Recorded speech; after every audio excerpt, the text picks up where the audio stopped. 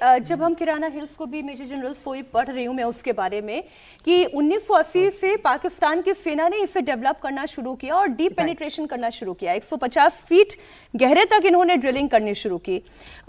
46 टनलें उन्होंने यहाँ पर बनाने की कोशिश की।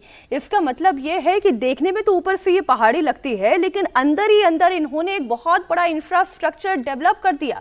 ऊपर से वो कोई बदलाव नहीं चाह रहे थे, लेकिन अंदर से उन्होंने मिसाइल की, न्यूक्लियर वेपन की पूरी एक दुनिया बसा ली। हमारे पास जो रिपोर्ट्स आती हैं सर, आप उस पर ज्यादा जानकारी दे पाएंगे, पाकिस्तान के पास कौन कौन से ऐसे हथियार हैं जिनका सेफ हाउस ये किराना हिल्स है? नहीं, बिल्कुल देखिए, ऐसा है कि जैसा कि सुरक्षा के एक तरीका यह है कि इस प्रकार से हमने देखा अफगानिस्तान में, आज हम देखते हैं हमास, आज हम देखते हैं ईरान, जहां पर कि पहाड़ियों के अंदर गहरी टनल बनाकर किस प्रकार से मिसाइल और हथियारों को सुरक्षित रखा गया है। और ये एक बड़ा चैलेंज हो जाता है दुश्मन के लिए, और ये चैलेंज हमारे लिए भी रहेगा। लेकिन जिस प्रकार से आज हमारे पास ताकत है, जिस प्रकार से हमारी इंटेलिजेंस है, क्योंकि उसके अंदर बेसिकली जो उनका स्टोरेज रहा है वो है उनका न्यूक्लियर की तैयारी करना, न्यूक्लियर का हथियार, यूरेनियम, और कहीं ना कहीं उनके मिसाइल्स सिस्टम वहाँ पे अंदर होंगे, जो कि चांसेस इन टनल्स के अंदर हैं, क्योंकि उन्हीं को सुरक्षित रखना चाहते हैं। लेकिन जो भारत के पास, दो बातें मैं यहाँ पे कहना चाहूँगा कि जैसा कि एयर कोमोडोर ने बताया था कि भारत ने ये बता दिया है कि चाहे आप सबसे सुरक्षित जगह पर भी हम हमला करने में सक्षम हैं। दूसरी बात, एक नैरेटिव जो पाकिस्तान बना रहा था, एक भारत ने आज इस बयान से जाहिर होता है कि आज भारत एक जिम्मेदार देश है। शुरू से हम एक डेमोक्रेसी है, जिम्मेदार है, हम किसी के ऊपर फालतू हमला नहीं करते। जब पहलगाम हुआ तब हमने बता दिया कि ऑपरेशन सिंदूर के द्वारा किस प्रकार से हम उनको घुटनों पे ले आए कुछ ही घंटों में, और ये घुटनों पे ले आए जब जिस प्रकार से सरगोदा के ऊपर हमारे लॉइटरिंग अम्यूनिशन घूम रहा था। क्या कर पा रहा था पाकिस्तान? क्योंकि उसके पहले हम उनके रडार, एयर डिफेंस सिस्टम तकरीबन न्यूट्रलाइज या जैम हो चुके थे, खत्म हो चुके थे, कुछ नहीं कर पा रहे थे वो।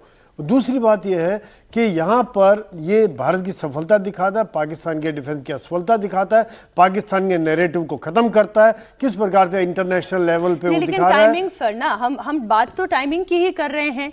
और मेरा इसलिए प्रश्न अंशु जी से भी ये था, आज सौरभ भारद्वाज एक पॉलिटिकल पार्टी के नेता भी ये जब सवाल पूछते हैं तो वही यही पूछते हैं, Siwach sir why this timing? आज अगर ये वाकई में सेना का ऑब्जेक्टिव था तो पहले बता दे, ऑब्जेक्टिव नहीं था तो भी बता सकती थी। हाँ बिल्कुल, देखो ये मुझे लगता है कि जिस प्रकार से अब बोला गया है उसकी वजह यही हो सकती है कि बार बार जो पाकिस्तान मिलिट्री डिफेंस साइन कर रहा है, किसी तरीके से उसने मक्का डिफेंस पैक्ट साइन किया है अभी सऊदी के साथ, तुर्की के साथ, कहीं ना कहीं हाँ उसके साथ बांग्लादेश भी सोच रहा आने की, इजिप्ट की भी बात हो रही है। तो ये बढ़ता जा सकता है। और उसकी आप एक रूपरेखा देखें कि क्या है इसके इम्पोर्टेंस। सऊदी जैसा जिसके पास बहुत ज़्यादा रिसोर्सेज हैं, ईरान जिसके पास इंडस्ट्रियल मिलिट्री कॉम्प्लेक्स है, पाकिस्तान एक न्यूक्लियर हथियार देश, और इसीलिए ये इस मक्का डिफेंस पैक्ट में, और कहीं ना कहीं ऐसा भी सुनने में ईरान को भी इन्होंने इनविटेशन दी।